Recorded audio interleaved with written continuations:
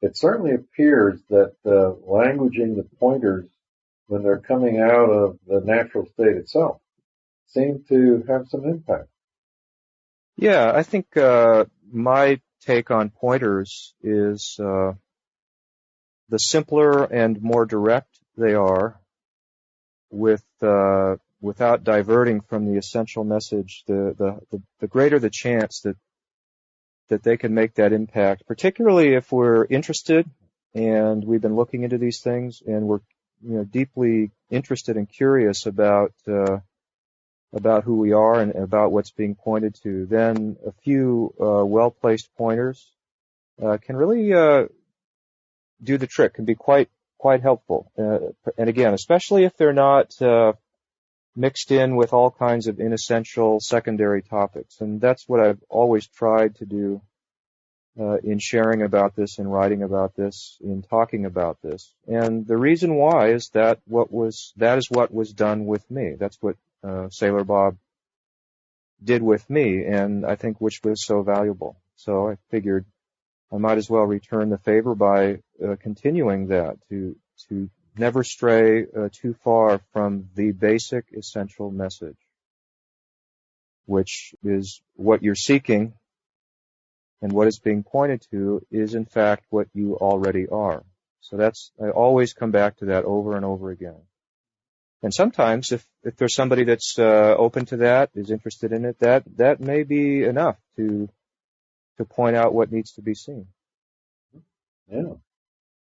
So when I first heard that from you, you shared it very much the same way that Bob shared it with you. It was remarkable in that I had never heard it put that way, that you are what you seek is something that lots of people have said over the years, but the seeker is the one who's in search of himself and all those kind of ways of putting it. But to point out what that actually is, that had never really been done. So maybe we could, and you covered that very well in the earlier podcast, but I don't think a review of that would hurt a bit. That to know that the truth of what you are in very clear and simple terms, that what I am is this awareness of being, or being awareness. Yeah, and I think one of the things that we're often doing as a seeker, when we view ourselves as a seeker, is we're engaged in all kinds of activities and considerations and thoughts and stuff that are really not much to do with the essential message. We're pursuing experiences, we're going to different events, we're studying different things.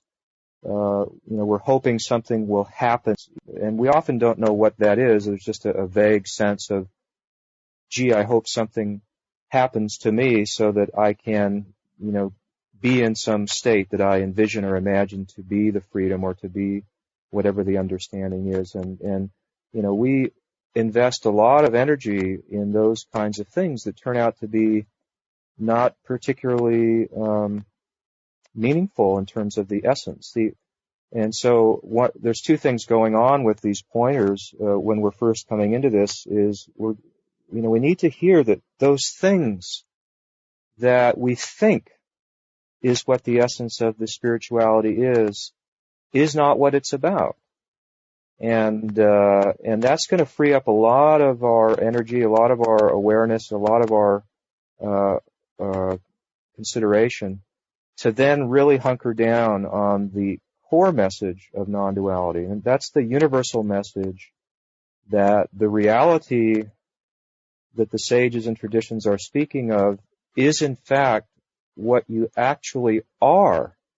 And this is the one takeaway. This is the essential message that cannot be forgotten, cannot be cast aside. And the thing that often happens is that once we begin seeking and looking for experiences and going to others and studying about it conceptually and all of these things, all of those things are indicative that we have turned away from the core message. And it may take a little bit of looking to understand why that is so, but it's very vital that we realize that the essence of the non-dual message is that you already are that now. Your being as it stands is in fact that ultimate reality which you are seeking. And if we miss that, as far as I'm concerned, we miss everything.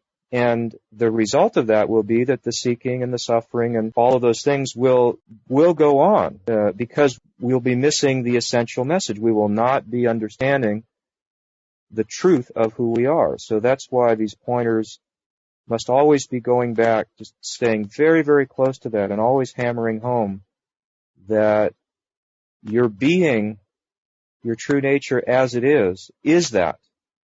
And that's really all we're saying in all these different ways. We're pointing to that over and over and over again so that we don't miss that fact. And then what that means is we come back to now, we come back to our immediate experience to just have a look and just make sure that it's clear what our being actually is, which is, the question you were bringing up. And so we're kind of clearing the brush away so that we're not dealing with all these extraneous issues. And then once we're doing that, then we're just coming back to right here and now to just take a straight look in and see for ourselves what is the nature of this being or this true nature that we already are. And I think, as I have covered before, but these pointers will always be very kind of repetitive in the sense that we're always going over and over the same basic fundamental points. But one of the key ones is that clearly what you are is already present. There is no doubt about that. And that means that what non-duality is about and what all the sages and scriptures are describing is already attained. It is already present simply because you have no fact about your very presence or existence itself. And what we're going to see is that is it. That is what this is.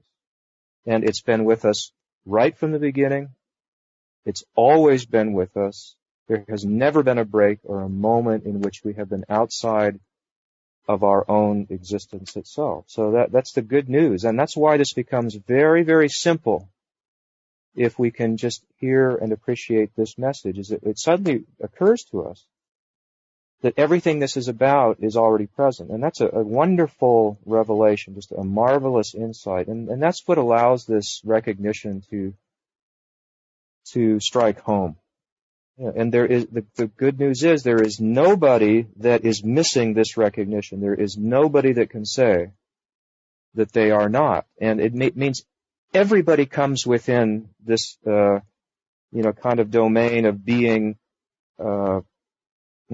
having this availability, to see this and to see who they are. Everybody qualifies for that. Everybody is right there immediately at the same level, in the terms of being able to pause right now and see all of this in all of its totality for themselves. Because there's nobody that's distant from that or outside of that or lacking that or missing that or somehow lacking in some kind of inherent qualification. So it's a great leveling kind of message. There's no hierarchy and distinctions. There's no time and separation. It's immediately in hearing this message and resonating with that, it puts you right there immediately with this possibility of looking and verifying this for yourself. So, and this is very, very often missed and rarely communicated in spirituality, in spiritual circles,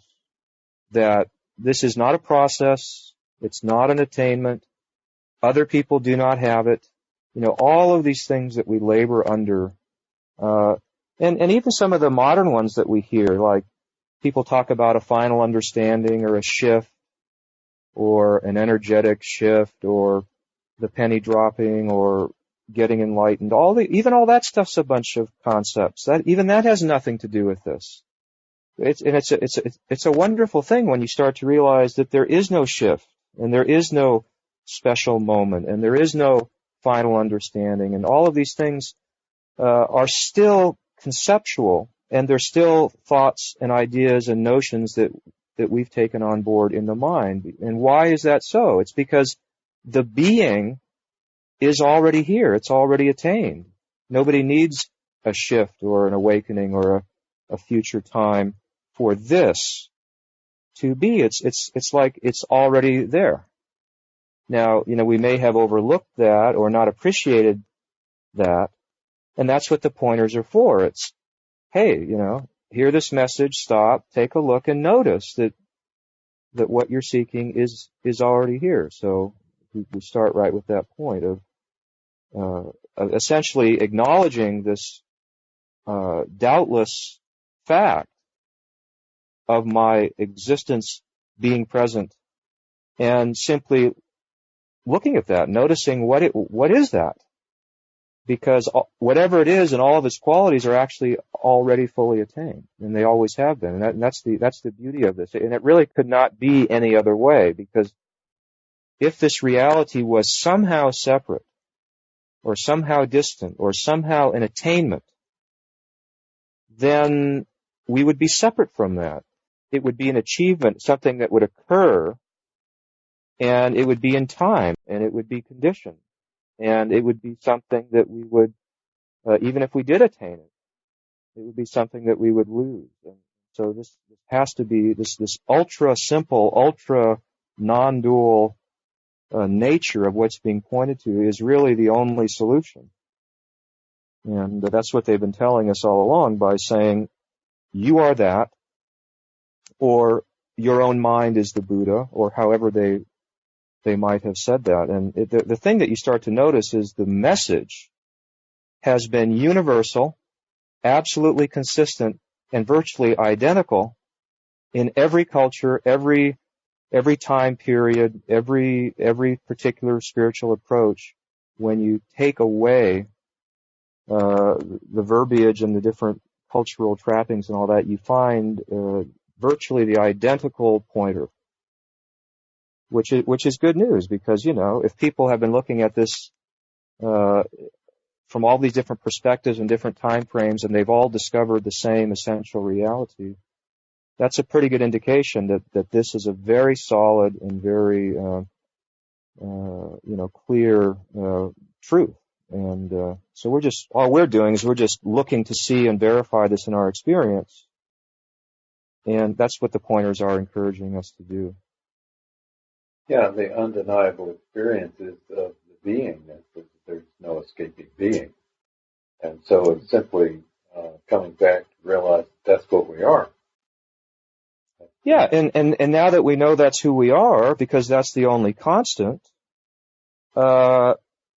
let's just, let's look at it and see it as it is. And there's absolutely no attainment involved. We're just examining something that is doubtlessly present. And it's a kind of an interesting thing when you realize that, this is already here. I don't even have to achieve this. I don't even have to awaken to this or anything like that. I'm actually looking at something that I already see, that I already know. And even though, and of course we'll see that this being or sense of existence, it has been with us, has always been present. As long as we have any cognizance, any notion of our own presence, obviously that existence must have been there. But we may have been overlooking that, and that's what ignorance is. I mean, that's the root of the problem in spiritual. These teachings tell us is that the root is not that the existence or the reality isn't present. The issue is that it is present, but we've been overlooking it and ignoring it. And so ignorance means ignoring something. So what we're doing here in talking about this is we're stopping ignoring this. We're starting to not ignore this, and in not ignoring it, what that means is we're going to be looking exactly and precisely at this true nature that we are, simply to see what it is, not to attain it, not to find it, not to achieve it, not all that stuff. But every one of us must start from now with that acknowledgement that clearly that is present. It cannot be any other way.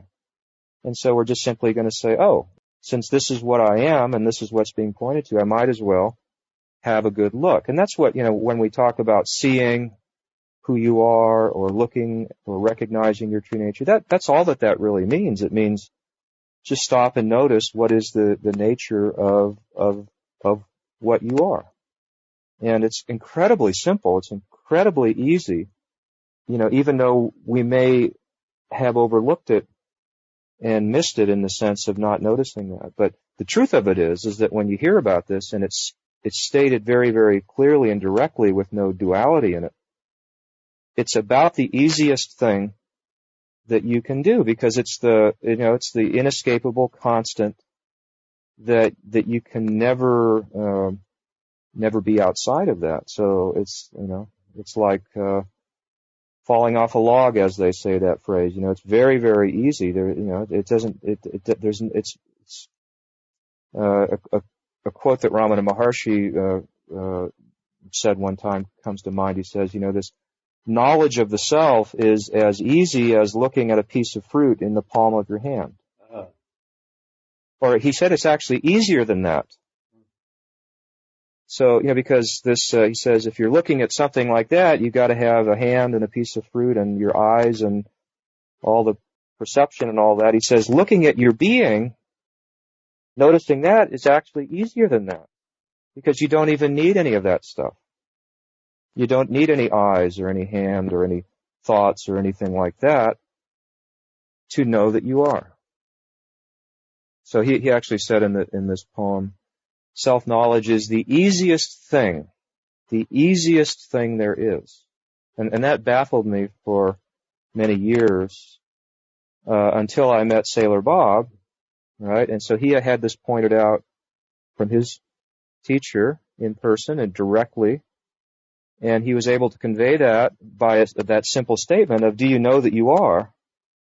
That simple question, which everybody knows, of course. And he just confirmed that by saying, well, that's what this is. And a little sentence like that, one statement and an immediate intuitive answer, that was just a few seconds of a dialogue. I mean, literally 30 seconds. And then realizing, well, that's what I've been looking at. That's what I've been searching for and reading about all these years. That's what this is. And now I know that. That's the thing that I didn't realize at the time. And then everything just falls into place, because now you know where you're looking. And then you see what I saw, and what any of us can see is this being has all these qualities to what it is, like that it's present and conscious and unchanging, and it's not a thought, and I already am that, and it's effortless, and I can't get out of that. All these things, they just come pouring out of this immediately as we begin to notice and see this for ourselves. Yeah. And then we realize what all the scriptures and all these traditions have been saying. But the difference is that we're seeing it now as direct experience. And I hope that's what people can do in hearing about this as we talk about this, realize that they follow the pointer, but then they realize that now they are seeing for themselves as direct, immediate experience. I know that I am. I know that I'm present. I know that what I am has this conscious nature. I know that the thoughts are coming and going, and yet I know that I remain. See, and it's kind of like, the funny thing is, all these things become self-evident. Mm-hmm. So that's what we're trying to do with the pointers, and that's the value of them. And they just get us up and running so that we can see these things. And then you're beyond the pointers. I mean, you're beyond the need for all of those things. Yeah. There's no more need for some elegant spiritual concept to try to capture the essence of words. Exactly. And the spiritual concepts and pointers are designed to fall away naturally after they're used. The highest teachings, the highest, clearest pointers are just to get us to see in our direct experience, and then they've done their job. So they're going to fall away. We don't have to cling to them or try to, overuse them or constantly be going back to the pointers. That was just somebody's attempt to point out what we are. Once we've seen that, if we keep going back to the pointers and stuff like that, that's actually overcomplicating it. And sometimes we do that. Somebody would say, well, I know that I am. Okay, and then let me get back to all these kind of concepts and pointers and activities and stuff like that. But if we hear this clearly and we understand what's being pointed to, then we won't have to burden ourselves with that kind of thing. We'll follow the pointer, see it for ourselves, and then forget the pointer. And, the teacher and the scripture, the pointer that was used is not to be, revered as some kind of ultimate reality or something, in and of itself. And, in seeing this and knowing that your being, and that's the pointer that I'm using, but your being is what this is. There is nobody else out there, no matter what they know or how high or realized or whatever that they appear to be, that has this or possesses this or somehow has some kind of inside experience that is better, let's say, than what you have, because it's your very existence itself. And the highest and clearest teachers out there, all that they can do is simply point to that fact, and hopefully as clearly and simply and directly as possible, and then getting themselves out of the game and getting the spirituality out of the game, getting the pointers out of the game, and leaving you naked, alone, clear, and standing in that direct realization. And they know that you don't need them. And the best teachers that I met and ever talked to, people that know this, that was always very, very clear. And that's not often always clear in the spiritual marketplace. So we want to, get this pointed out and then stand on our own 2 feet with that direct recognition. Kind of standing on no platform, standing on no thing, right? That's right. Because you are that no thing. Your natural state is that no thing. And, it's, here you are that. And those texts, those classical texts always end on that revelation, thou art that. And there is no teaching beyond that.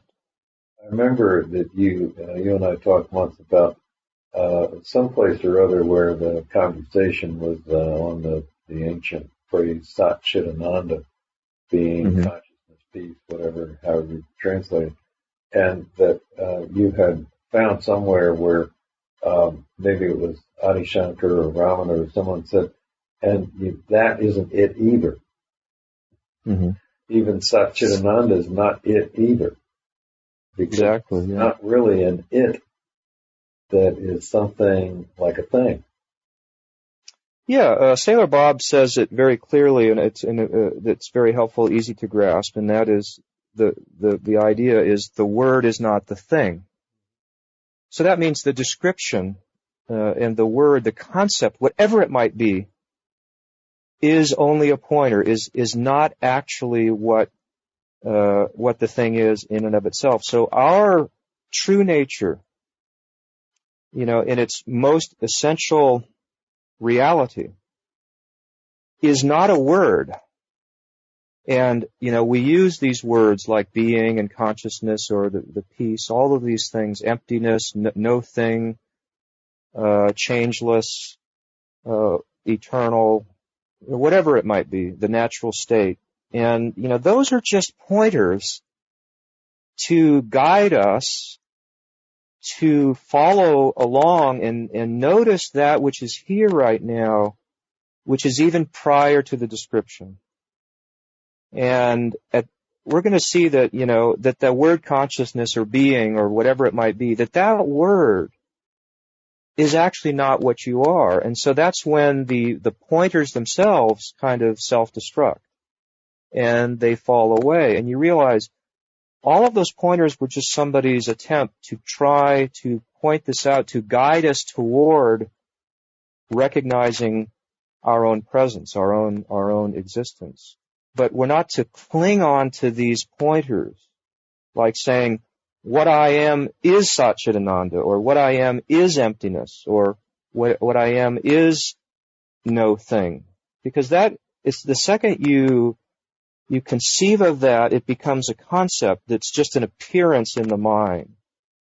And so what's actually happening in spirituality, as far as I can see, is they're giving us a temporary concept that is clearer and more unified and more true, relatively kind of more solid, that helps us to kind of get rid of some of these other ideas that we've had about who we are. And then, but as we get to that and look at that, right in that final kind of looking, we'll see that that concept does not describe who we are either. And in my experience, all of the teachings and all the traditions, they will always negate that last concept. Yes. And that's why in Buddhism, for example, they say everything is emptiness.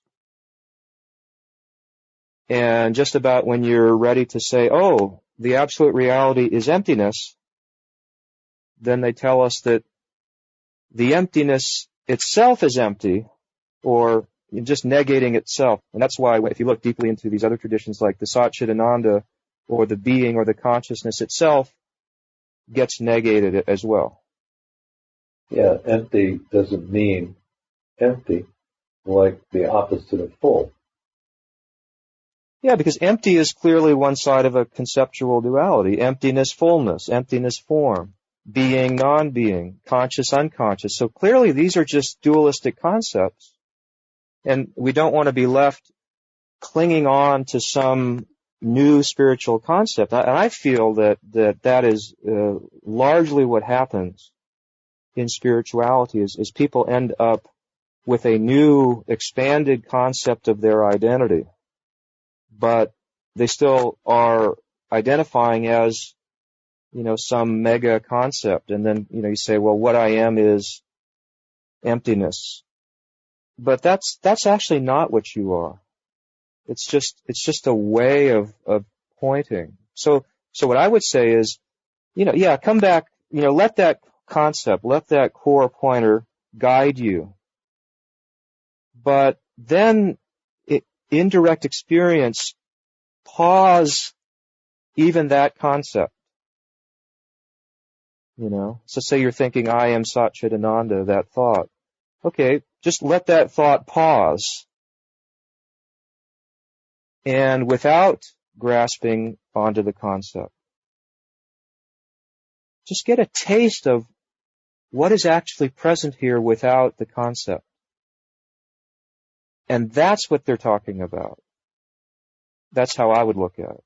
It's a very distinct, very clear and kind of a vivid recognition of something.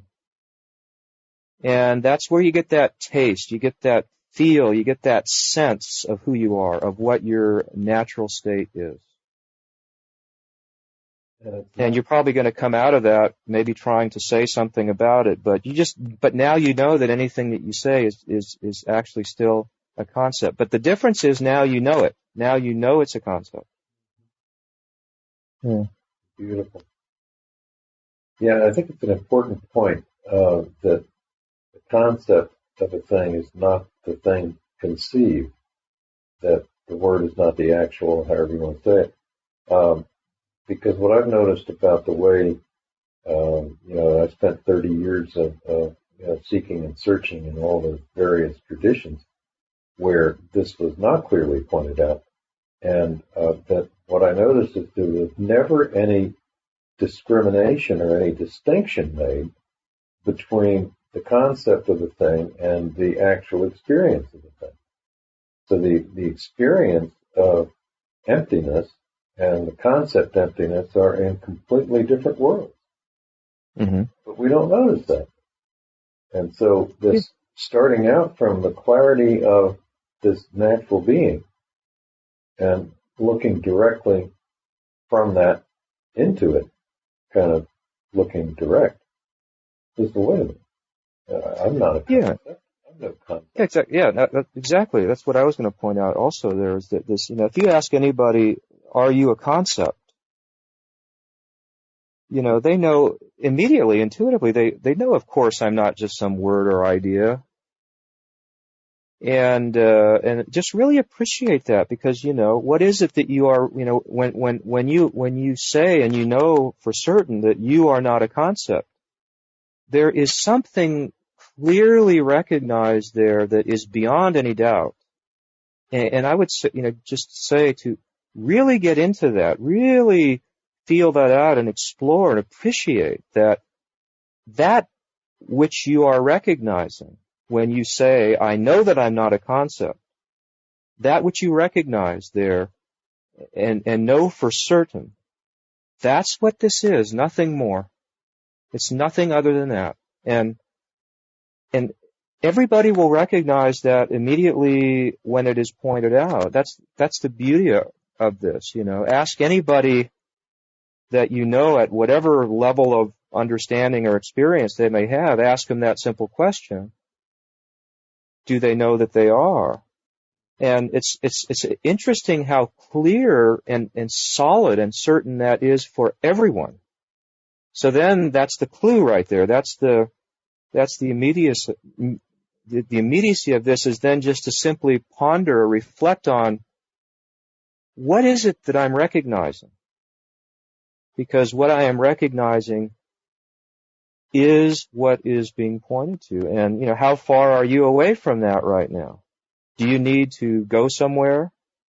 Do you need to practice anything? Do you need to have an experience? Absolutely not. And everybody would know that. Ask that question to anybody. Do you need to practice to be present? Do you need to go somewhere to be what you are? And everybody will, answer that they don't need that. And isn't that amazing that you can ask anybody, at any level of understanding these basic questions, and they will all answer identically and with confidence from their own direct experience. It's really a stunning thing, actually. When we devolve experience to concept, then we want to answer the question with an answer that we then take on board as some identity. Whereas what you're pointing out is that in direct, actual experience, there can't be any concept that can be what I am or what you are. Yeah, and that's so that they say, or we've read that, they talk about reality as being non-conceptual. And that's just a way of trying to, it strips away the conceptualizing process to reveal this immediacy of this natural state of our being right now. Now, that is the purpose of spirituality. That's, if you look at Buddhism or Hinduism, Vedanta, whatever, when you really look at it, all it is, it's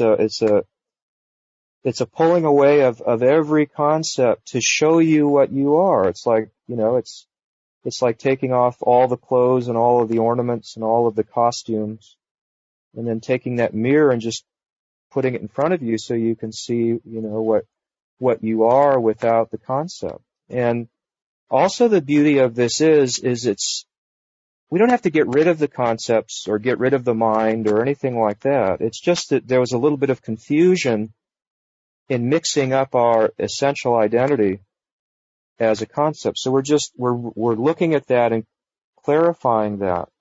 But we still have the body mind, and the concepts and all the functioning is going on, and there's nothing wrong with that. There never was anything wrong with that. It's just that we're no longer confusing our identity as some mere concept. We're no longer confusing the menu and the meal. Yeah. And that was the only source of suffering. Because our natural state, and we'll see this as we look at our being, as we see it even now, that this being has no confusion. It has no doubt. It has no seeking. It has no suffering. That's why they've always just tried to describe it as peace and bliss and unity and all this stuff. I mean, so what we find is all of those attributes is already what you are. You know, but the only reason that we missed that is we took ourselves to be some limited concept. And that's all that we're doing. We're not getting rid of the concept, but we're just through this simple understanding, we're recognizing our true position in relation to that concept. So I'm no longer saying that this idea is what I am. And that's all. Because without that, there can't be a problem. And it's as simple as that. And, you know, you've got, you know, that freedom from suffering, and freedom from doubt, and freedom from seeking, and freedom from the personal problems. Why? Because all of that only comes in by identifying our natural state as some limited concept. And as we talked about, the central concept is that concept of the I. And what we see as we kind of recognize this way of looking is it becomes very, very clear that even that concept of I itself is not what I am. Exactly. And because that's the root concept, and because that's what all the limiting ideas attach onto, that's why we only need to see that. We don't need to see and analyze and you know, kind of mess with all of these other leaves and branches. We just if we look straight at that root idea. So if you're not a separate I, if you're not that separate person, then what are you? Well, you are that unconditioned being, that pure non-conceptual awareness itself. Yeah. I'm really, really glad you talked about not throwing out the concepts, though, because I think a lot of, quote, seekers tend to think, well, once they get this experience or this direct seeing, being, knowing of the non-conceptual beingness itself, then they want to negate concepts. Well, I think the simplest way I've ever heard it put is that you can't even get out of the room you're in without this whole world of concepts, because there's no such thing as outside except as a concept. So we don't throw away concepts, do we? We just recognize that we are not any concept at all, and that the I concept is that the I, which is non-existent as a thing, it seems to me that this I is something like a superstition, or something like a belief that the earth is flat. Or you and I once talked about pre-Copernicus, the belief that the sun rotates around the earth. But we didn't recognize that as a belief. That we thought that's something we knew. And I think in the same way, my own experience is that I didn't believe that I was a separate I. I knew myself as a separate I. I really knew myself as that until, then I started looking at it in this way and saying, well, wait a minute. Maybe what I know isn't necessarily real. Mm-hmm. What if what I know, like the earth is flat, is not necessarily real? What if the I is not necessarily who I am, even though I know myself to be the I thought? And that made a big difference for me in looking at this, is to challenge that I directly. Mm-hmm. Yeah, this kind of teaching or pointing or, this whole recognition comes alive, I think, for us when somewhere along the line, the question has started to arise about, wait a minute, who am I? What is my real identity? Because, until that stage there, we, like you say, we know who we are. I know that I'm that person. I know that I'm John Wheeler. I know that whatever these attributes are, I just have that gut level feeling that this is my identity. And I'm not even really questioning or examining that at all. I'm functioning in my experience, through the filter of that concept. But somewhere along the way, for whatever reason, it may get challenged a little bit, or we may begin to wonder about who who am I actually? And then these kinds of pointers will start to be tremendously interesting and very, very valuable, because what we'll actually find is that our problems in life they're all going to tie back down into this assumption of being this concept of the separate I or the separate person. And as we begin to look at that and shine that light of curiosity and attention to investigate that, the whole thing starts dissolving like a house of cards. It becomes it rapidly begins tumbling down, because it's completely fallacious and is not cannot be substantiated on direct evidence. Like here we are sitting here, present and aware as what we are, and then periodically this notion of what I am is coming and going as an idea in the mind. And the funny thing is, we've been somehow equating our abiding identity as that periodic thought that's just simply popping in and out of consciousness. And that's the funny thing. Like, if we pause and look at that, we suddenly realize, well, how could that possibly be what I am? Because I was here before, during, and after that concept. If that was what I am, then I would be coming and going, and that's not intuitively our experience. And it's amazing how quickly this whole thing dissolves, and that belief comes, and that confidence that we thought we knew who we are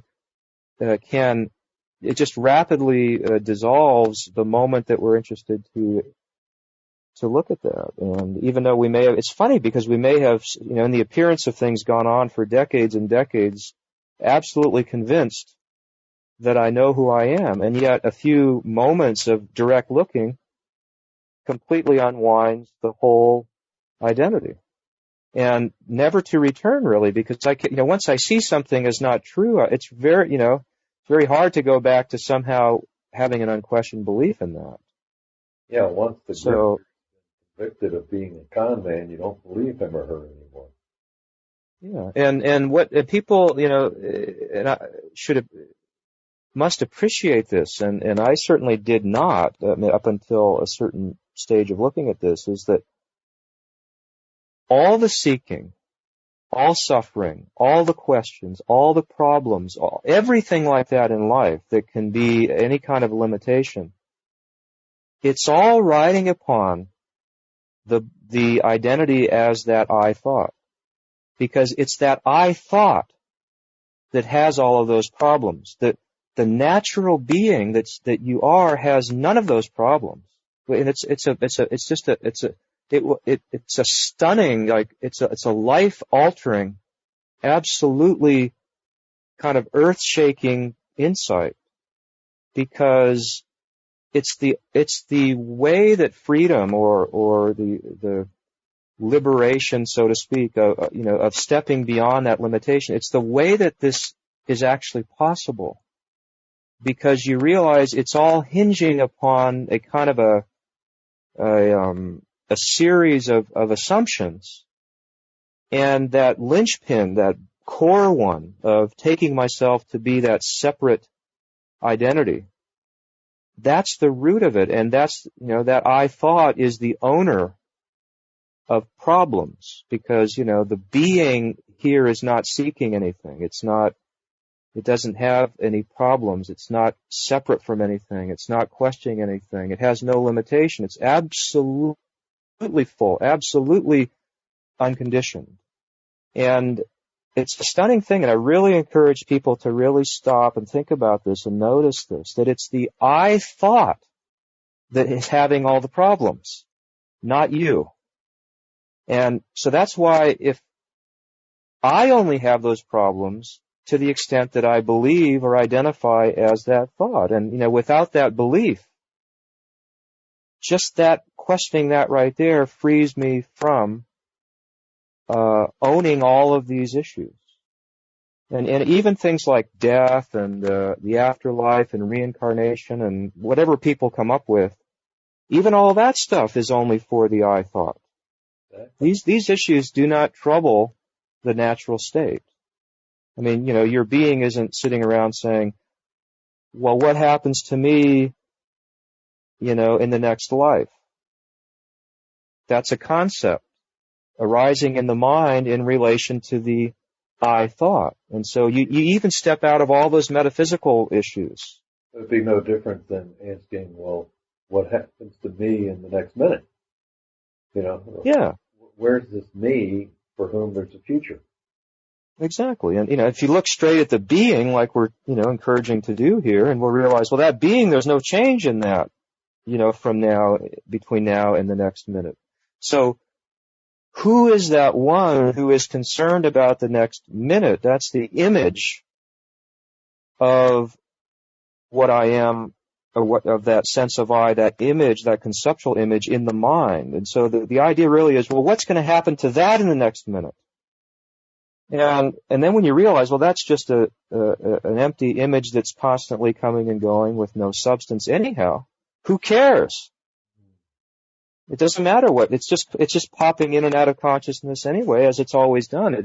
It's not even a living thing. It doesn't have a birth or a death or a future or a rebirth or whatever it might be. I mean, it doesn't even really apply. I mean, how can a concept have a birth? I mean, how can a concept die? I mean, it's coming and going like that, but who cares? Because it's not, it's not alive. It's not a real thing. So the amazing thing that I saw, which was stunning and unexpected really, was that examining this notion of I and then realizing its conceptual nature and seeing very clearly that that's not what I am, all of these problems were completely annihilated. All the spiritual intricacies, all the personal problems, all the past, all the future, everything. And, it's hard to really appreciate that, or I certainly, when it started to be pointed out to me at one stage that this was the possibility here, and if you really think about it, it's really an incredible opportunity, because what it means is that, all personal problems and all spiritual problems and all these things, they are all resolved by simply understanding what you are, and if that separate I concept is in fact your identity. And you don't even have to try to resolve all those things. They automatically resolve themselves by simply seeing the very clear fact, that concept is not what I am. And so, I mean, I'm a big believer in, the path of least resistance. If we're going to put in a little bit of effort or a little bit of understanding, let's put it right at the core of that so we get the most of a payoff. So to see that you've never been a separate self and that you, in fact, are that unconditioned reality, as far as I'm concerned, is like the biggest payoff you could get. Yeah.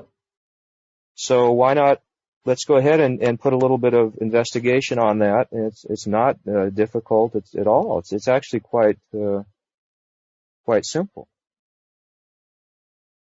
And that's what we're talking about. And that's why, people say, well, there's nothing to get and it's all the same and it doesn't matter whether you suffer. And I mean, these things are so off the mark. I mean, they're so incredibly out of accord with what this really is about.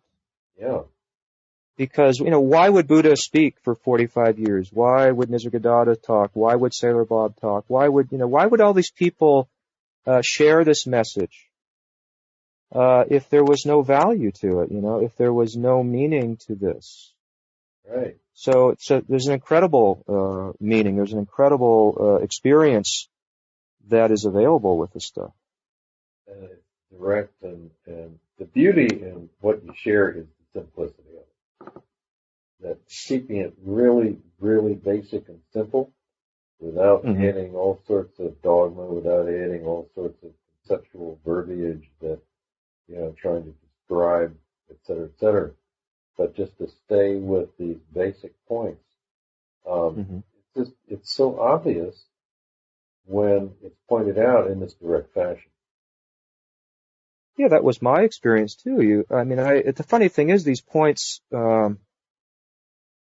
they're self-evident, really. I mean, they're inescapable, and they don't even need to be figured out or understood or puzzled over. I mean, they're just really, look at this fact and see it, and the moment you look at it, if it's, again, if it's on target and it doesn't have all these complexities to it, you can't help but notice these things. I mean, you can't even, even if you don't want to see them, I mean, if it's that simple and you just have a little bit of willingness to look at it, you still can't miss it, which is quite interesting. So, and I do find that basically that, in my experience, that in spite of all of my spiritual background and all that I actually it had never been presented with the simplicity, with that clarity to it. It was always mixed in. It was kind of a mixed bag of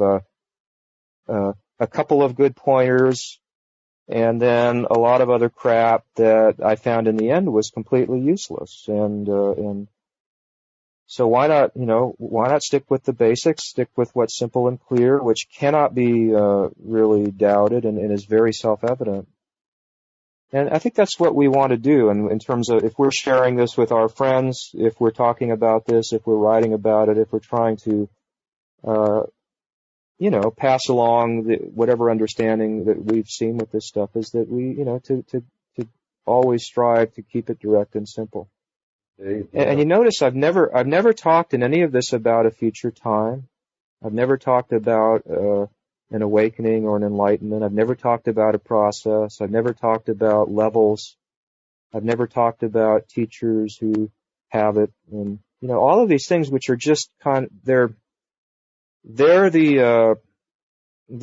how would you say, they're the kind of standard fare, like the thing that drives the professional spiritual marketplace is all of these kinds of concepts, and we're not using those. Exactly. And I hope that people might appreciate that, because oftentimes people make an assumption that what they're hearing in terms of the common typical spiritual presentation, I've heard it many, many times. Oh, that's just the same thing as this. Oh, they're saying the exact same thing as this. Not at all. And that's just because we often don't appreciate there's a very distinctive perspective coming through this, and I think that as we look at this and stick with the basics of it, that we'll start to appreciate directness and the immediacy, and because it's that directness and that immediacy and that clarity behind it that if we follow in that spirit, then this stuff is right here, right now, very, very immediate, not as an attainment, but as a fact of direct experience for anybody who would just take a little bit of time to just simply look at it for themselves. So we're not going to be talking about, 10 years from now you're going to get something, or you're going to get, we don't even speak we don't even speak in that language. We don't even talk about you had an awakening and now you're going to do this and all. That's just all imaginary, concepts that are very, very heavily coming from the false I position. Well, they're all coming from what I call survival. That the survival of the entity that takes itself to be real, and often doesn't seem to want to be found out. But the staggering simplicity of this is that there is nothing to find out. There's nothing really to comprehend here. That there's just except a clear recognition of that fact. Well, I was just going to say that one fact. Yeah. One simple fact.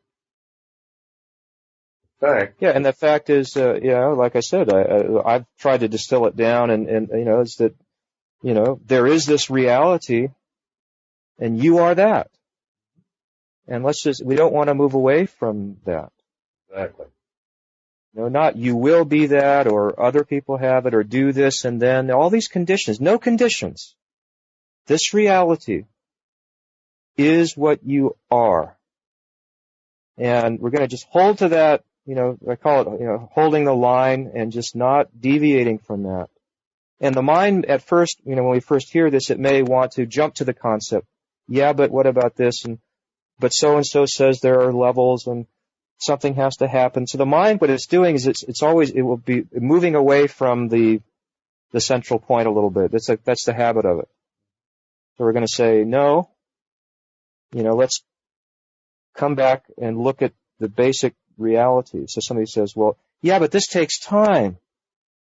Okay, let's look right now. How much time does it take to be what you already are? And that just blows that concept out.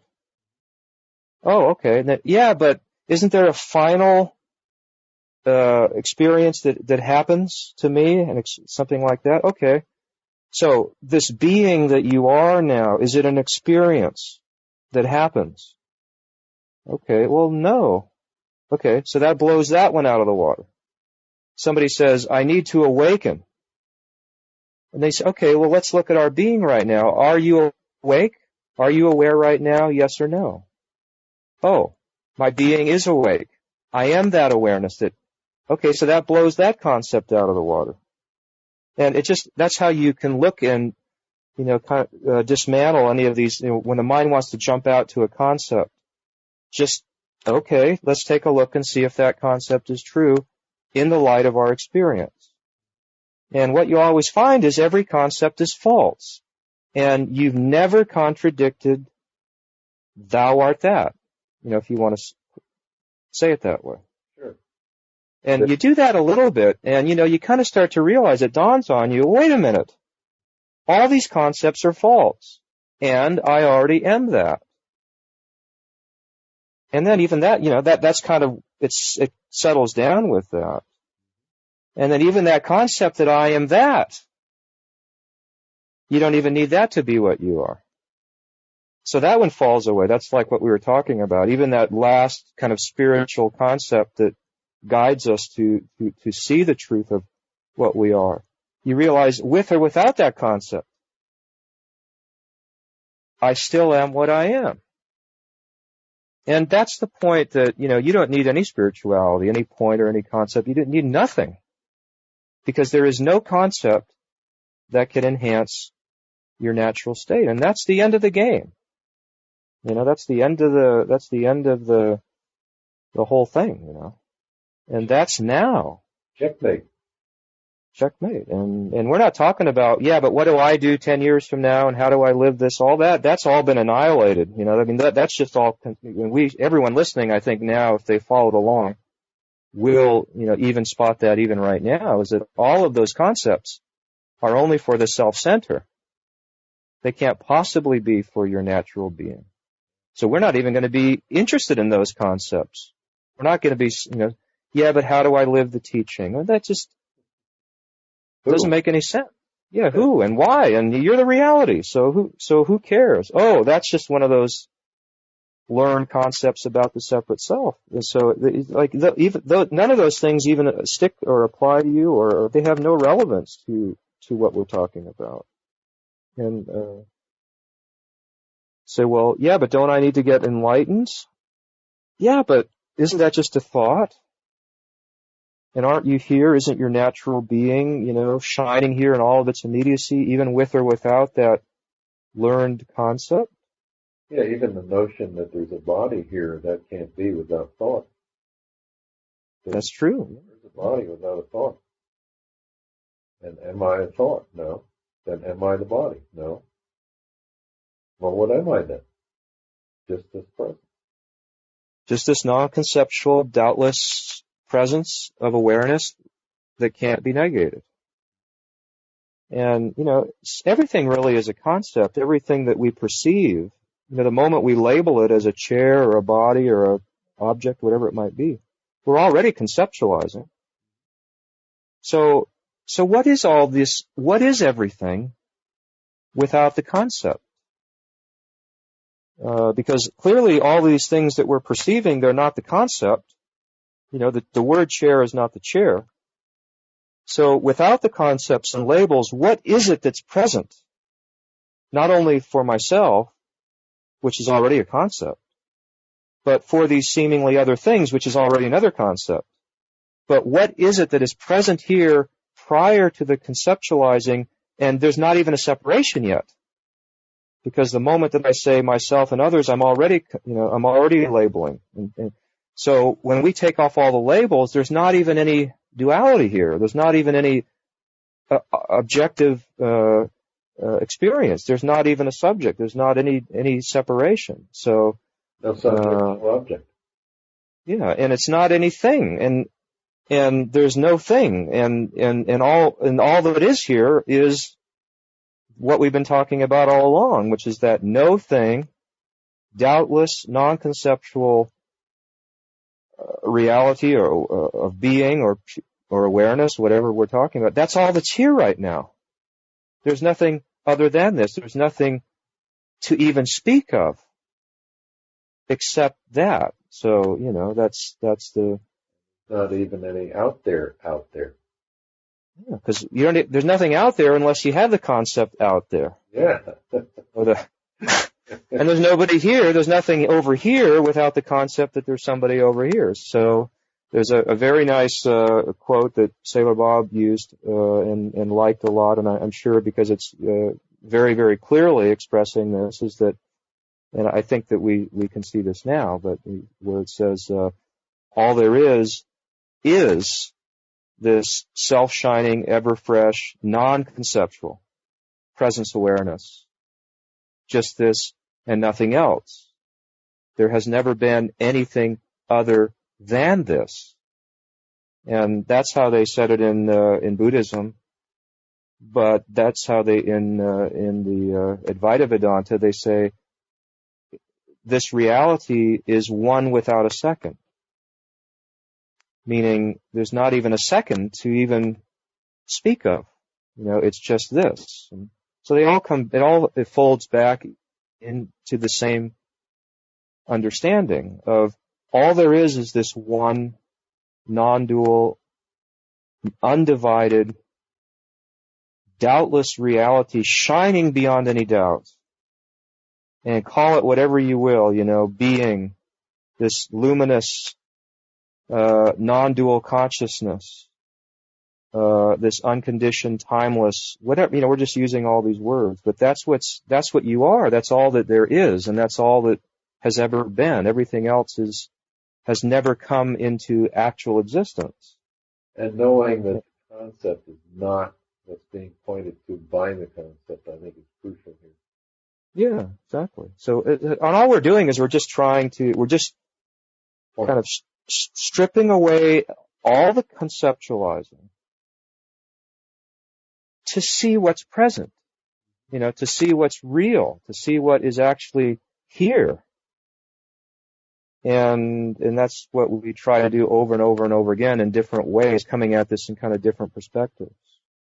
But I think hopefully this talk, this interview and our going back and forth may be helpful, to the others who may be looking or resonating with some of these ideas. So just to really, so that they can see for themselves. That's the only point of talking about it, really. Exactly. And there's a sense here of, well, for want of a better word, just a deep sense of a real authentic compassion. Not a pity, but a real authentic compassion. Like I love one of the old definitions of compassion being the ruthless destroyer of ignorance. Mm-hmm. But ruthless is really the wrong word for it. I think there's a love behind this compassion that hopefully people will get the taste of here. Sounds good. So simple. Direct and immediate. John, thank you for your love, your compassion, your expression, and for who you are. Thank you. Thank you, Charlie. It's nice to talk with you again.